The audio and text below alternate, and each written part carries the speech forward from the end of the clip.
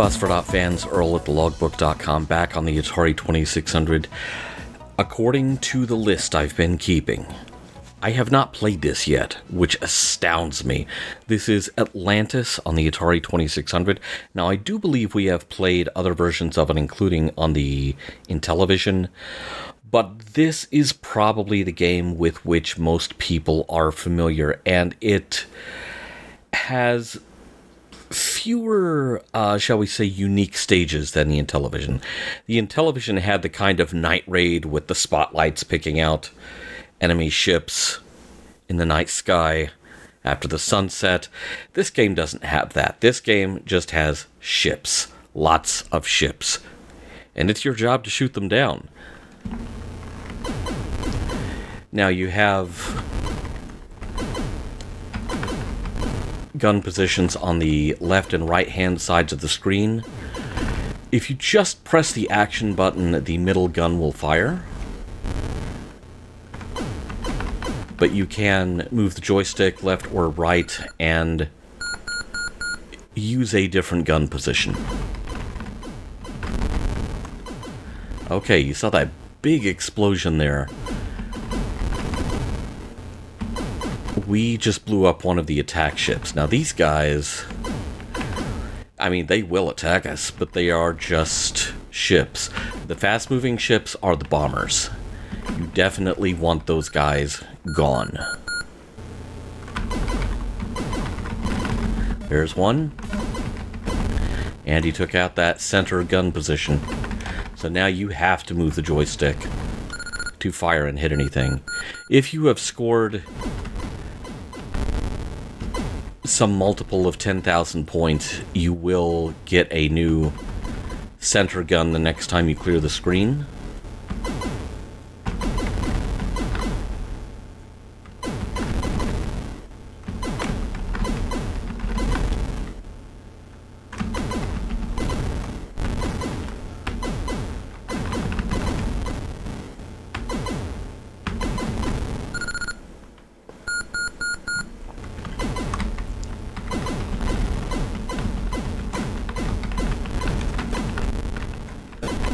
Ooh. And now we're taking out the infrastructure of Atlantis itself.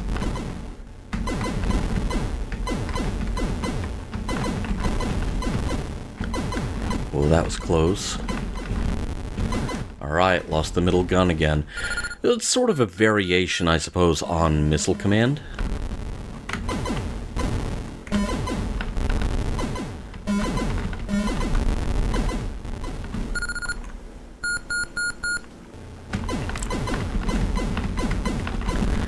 Oh, ooh.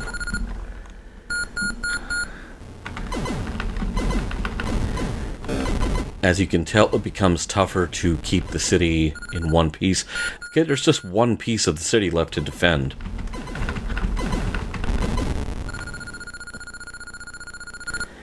And as you can see, we had to go to the escape pods. That, by the way, that little ship you just saw, that is the Cosmic Ark. There is a sequel to this game, which I believe we've already played. It's simply called Cosmic Ark. And it was designed by the same guy, and it was promoted as a sequel. So there's a lot of clever stuff going on here.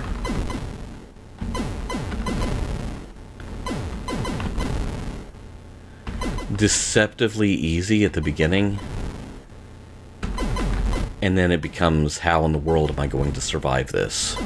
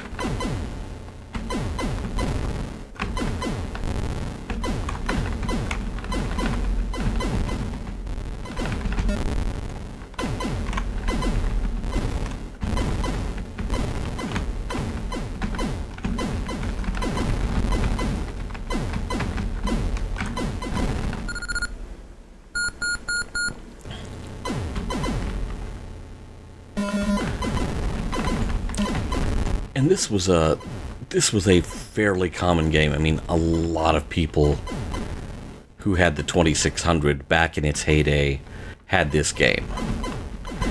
It received very good reviews, and it was one of that initial wave of Imagic games. Imagic being the second outfit formed by former Atari programmers who had basically gone rogue because they didn't like the royalty and pay structure. Well, there were no royalties. There were no royalties until other companies like Activision and Imagic formed, and then suddenly the people who were still at Atari had a little bit of ammo now to go to the management and say, hey, look,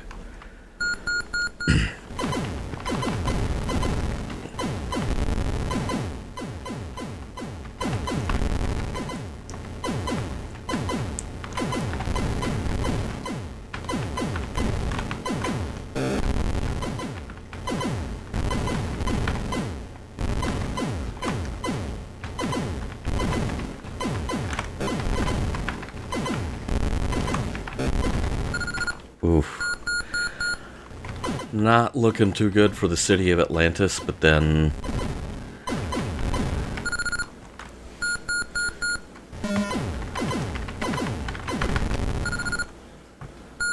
when has it ever?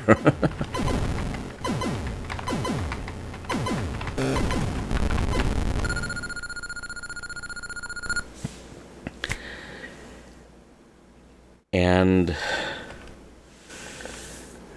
there you have it. There are a few variations, 4 variations, and some difficulty levels that can be triggered with the switches on the back of the machine.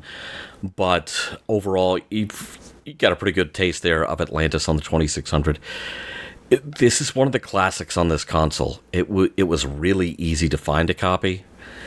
It was, being in that first wave of Imagic games, it was perhaps on the verge of being overproduced, but it was widely adopted for a reason, and that reason is that it was a really good game. And, like I said, a deceptively easy one at the beginning that eventually humbles everyone who plays it.